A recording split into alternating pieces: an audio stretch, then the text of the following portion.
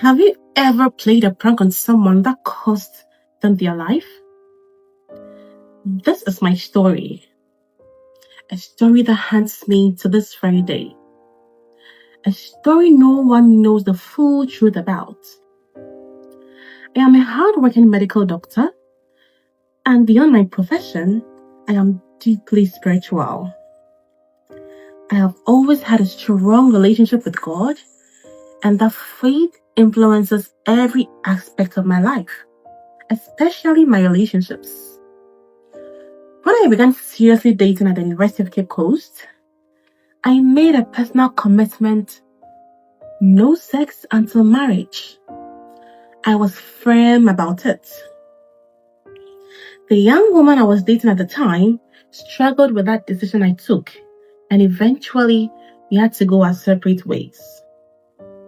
Years later, during my second year of my medical housemanship at one of the biggest hospitals in Takoradi, I met the woman who would become my fiancée.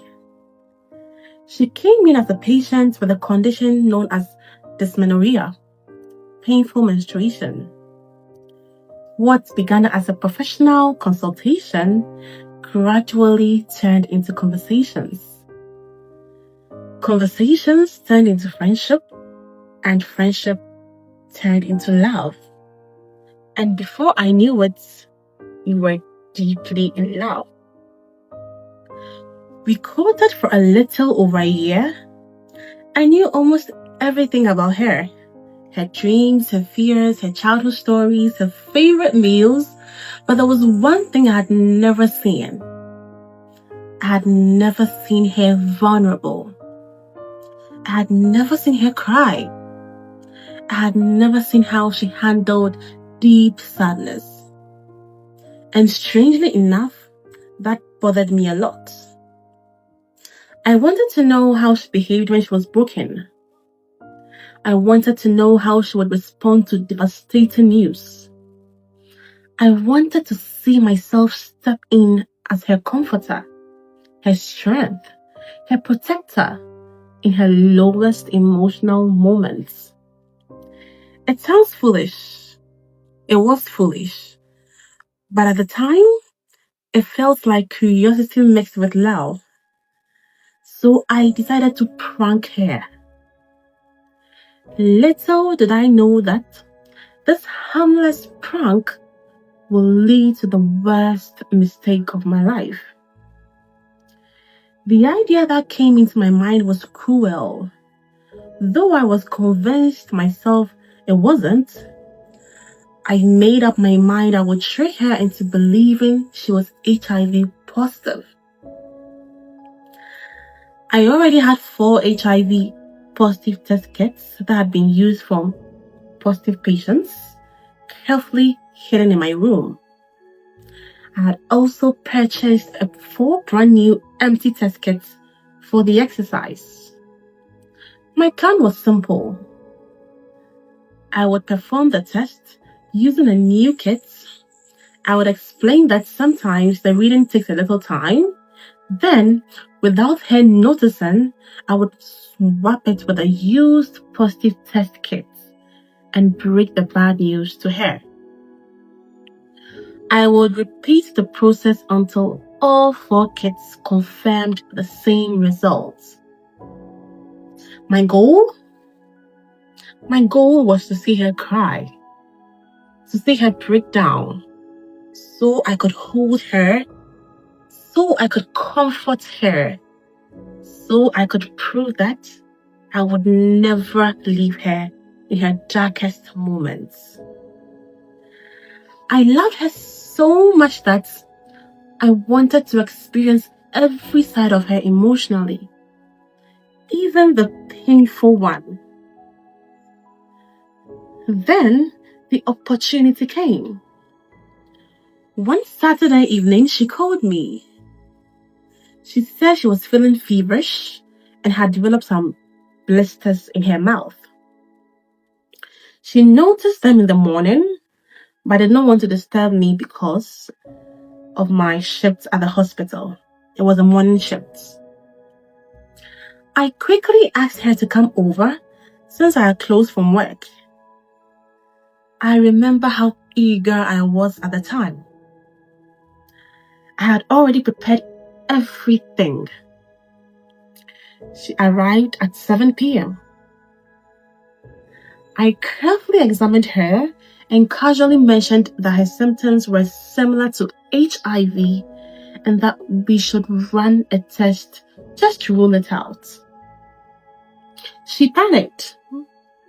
She told me she had never taken an HIV test before and she was scared. But I convinced her. I spoke as a professional. I told her it was better to know it early. And I told her we were simply doing that to clear any doubts. Looking deep into her eyes, I saw fear. I saw discomfort. And I saw hesitation. But eventually she agreed because she trusted me. Just before she stretched out her thumb for me to prick her, she asked me a question that still echoes in my ears. If it turns out positive, will you leave me? I wanted to immediately say no. But then, a terrible thought crossed my mind. What if reassuring her reduced the emotional impact of the prank? So instead, I said, let's wait and see the outcome first. That sentence still haunts me to this very day. The plan worked perfectly. I explained how the test worked. I showed her what positive and negative results looked like.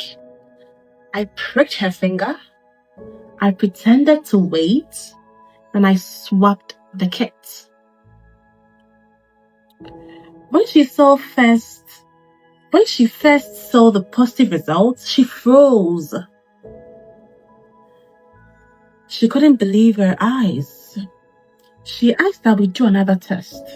We did. Same results. By the third test, when the outcome hadn't changed, she broke. She wept bitterly. She cried in a way I'd never seen before. And in my twisted mind, I said to myself, mission accomplished. I wrapped my arms around her. I wiped her tears. I told her we would get through it. I felt proud that I had unlocked that side of her. Just as I was about to confess the truth and turn her sadness into relief, my phone rang. It was my mother.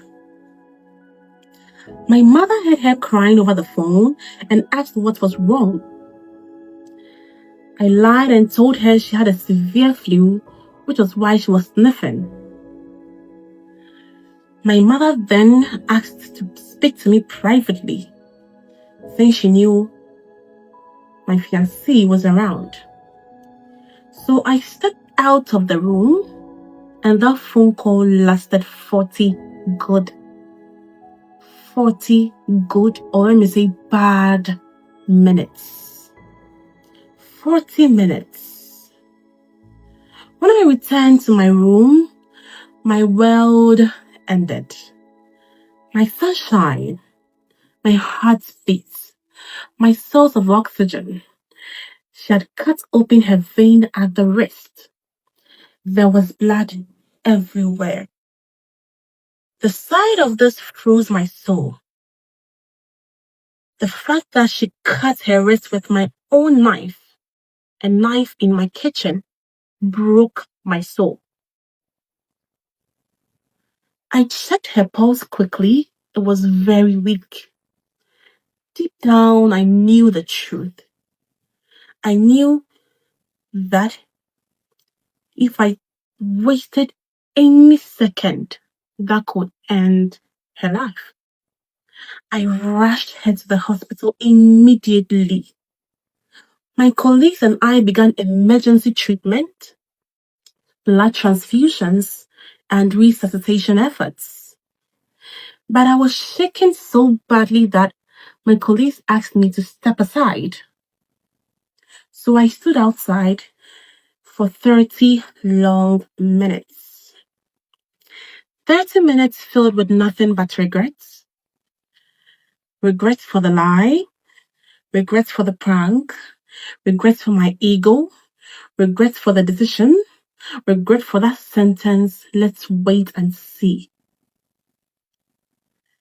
Then one of my colleagues walked out. I could read the news on his face, but before I could read the news on his face, even before he spoke, she was gone. I couldn't believe she was gone. And since that day, I have never been the same again. I have not forgiven myself. I live with grief. I live with pain. I live with guilt.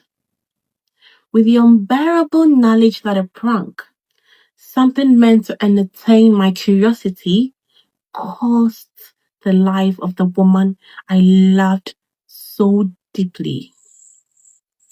If there's anything I've learned, it is this. Some jokes are not jokes. Some pranks are not harmless. And sometimes the consequences of a single decision can last a lifetime.